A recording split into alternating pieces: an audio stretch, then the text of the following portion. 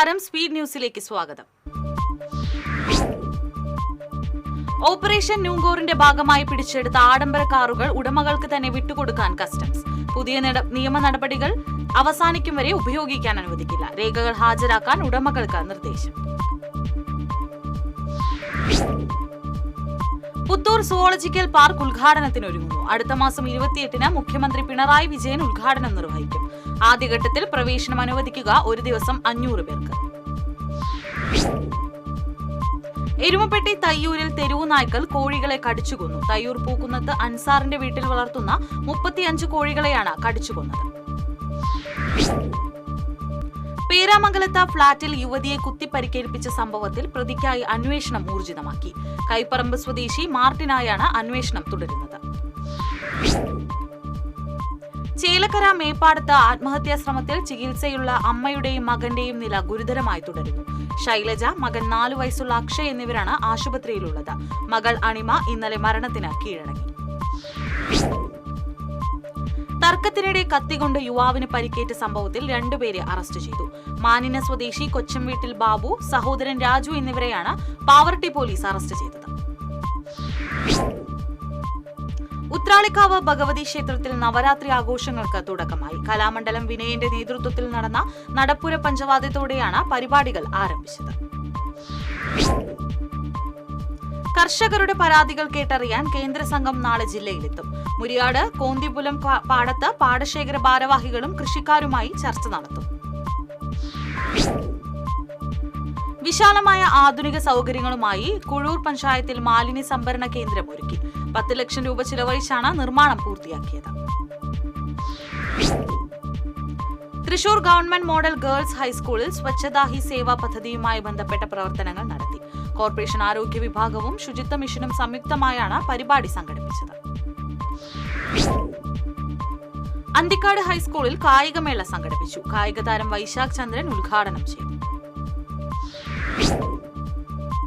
പറപ്പൂക്കര പഞ്ചായത്തിൽ മുഖ്യമന്ത്രിയുടെ ഗ്രാമീണ റോഡ് നവീകരണ പദ്ധതിയിൽ ഉൾപ്പെടുത്തി നവീകരിക്കുന്ന നെല്ലായി വൈലൂർ റോഡിന്റെ നിർമ്മാണോദ്ഘാടനം കെ രാമചന്ദ്രൻ MLA നിർവഹിച്ചു. Panchayat president E K Anoop അധ്യക്ഷത വഹിച്ചു. റേഷൻ വ്യാപാരികളോടുള്ള സർക്കാരിന്റെ അവഗണനയിലും വാഗ്ദാന ലംഘനത്തിലും ഉദ്യോഗസ്ഥ പീഡനത്തിലും പ്രതിഷേധിച്ച് ഒക്ടോബർ 7-ന് all Kerala retail ration dealers അസോസിയേഷന്റെ നേതൃത്വത്തിൽ റേഷൻ വ്യാപാരികൾ നിയമസഭാ മാർച്ച് നടത്തും. കടകൾ തുറന്നു പ്രവർത്തിക്കുമെന്ന് അസോസിയേഷൻ അറിയിച്ചു. ചിറ്റാറ്റുകര തെക്കുമുറി മരണാന്തര സഹായ സഹകരണ സമിതിയുടെ 40ാം വാർഷികാഘോഷം നടത്തി.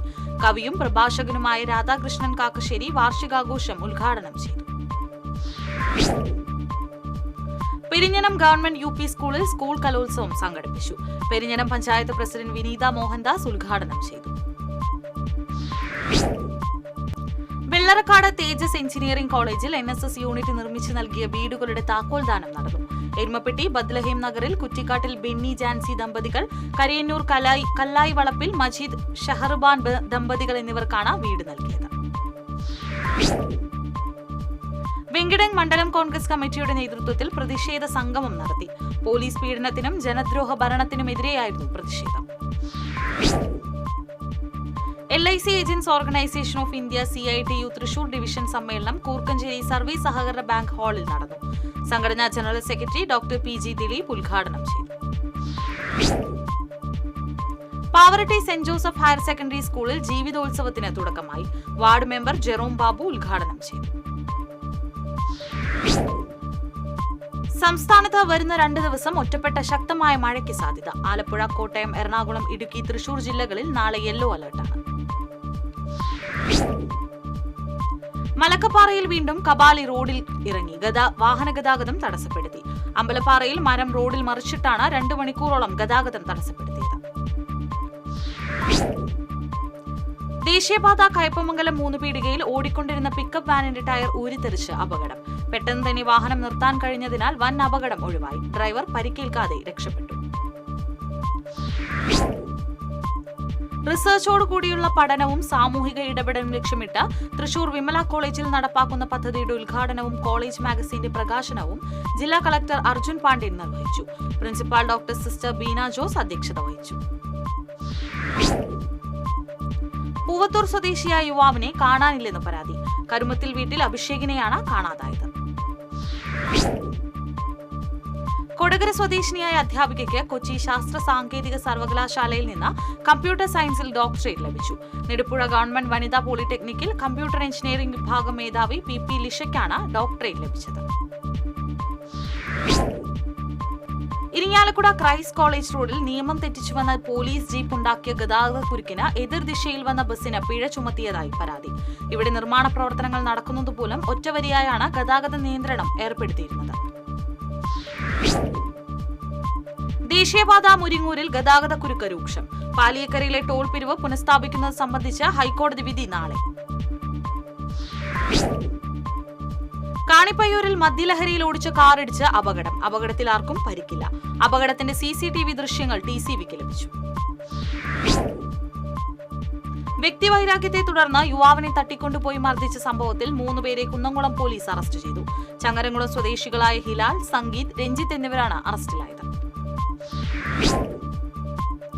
ചീരക്കുഴി കനാലിൽ ശുചീകരണ പ്രവർത്തികൾ നടത്തിയ മാലിന്യങ്ങൾ റോഡിലിട്ട് വഴിയാത്രക്കാർക്ക് ദുരിതമായി. മായന്നൂർ തോഴുപാടം കനാൽ റോഡരികിലാണ് ചീരക്കുഴി കനാലിലെ മാലിന്യങ്ങൾ മണ്ണുമാന്തി യന്ത്രങ്ങൾ ഉപയോഗിച്ച് കയറ്റിയിട്ടിരിക്കുന്നത്. LDF തെക്കുംകര പഞ്ചായത്ത് വികസന സന്ദേശ കാൽനട പ്രചരണ ജാഥ പര്യടനം നടത്തി. പനങ്ങാട്ടുകരയിൽ നിന്നും ആരംഭിച്ച ജാഥ CPM ജില്ലാ കമ്മിറ്റി അംഗം മേരി തോമസ് ഉദ്ഘാടനം ചെയ്തു. ക്രാഫ്റ്റിന്റെ ആഭിമുഖ്യത്തിൽ ചാലക്കുടിയിൽ ഈ മാസം 29 മുതൽ ഒക്ടോബർ 5 വരെ ജോസ് പെല്ലിശ്ശേരി കലാഭവൻ മണി സ്മാരക അഖില കേരള നാടകമേള നടക്കും. സനീഷ് കുമാർ ജോസഫ് MLA നാടകമേള ഉദ്ഘാടനം ചെയ്യും. ചെറുതുരുത്തി ഹയർ സെക്കൻഡറി സ്കൂളിൽ കലോത്സവത്തിനിടെ വിദ്യാർത്ഥികൾ ഏറ്റുമുട്ടി. ഒരാൾക്ക് പരിക്കേറ്റു. പരിക്കേറ്റ വിദ്യാർത്ഥിയെ വടക്കാഞ്ചേരി ഗവൺമെന്റ് ആശുപത്രിയിൽ പ്രവേശിപ്പിച്ചു. പടിഞ്ഞാറെ കരിമ്പാടം കോൾപ്പടവിൽ പരമ്പരാഗത രീതിയിൽ വിത ഉത്സവം നടന്നു. വെങ്കടൻ പഞ്ചായത്ത് പ്രസിഡന്റ് കൊച്ചപ്പൻ വടക്കൻ വിത ഉത്സവം ഉദ്ഘാടനം ചെയ്തു. CPI നേതാവ് ഷീല വിജയകുമാറിനെ സംസ്ഥാന ഭക്ഷ്യ കമ്മീഷൻ അംഗമായി നിയമിച്ചു. നേരത്തെ തൃശൂർ ജില്ലാ പഞ്ചായത്ത് പ്രസിഡന്റായിരുന്നു. ഇതോടെ സ്പീഡ് ന്യൂസ് സമാപിക്കുന്നു. നമസ്കാരം.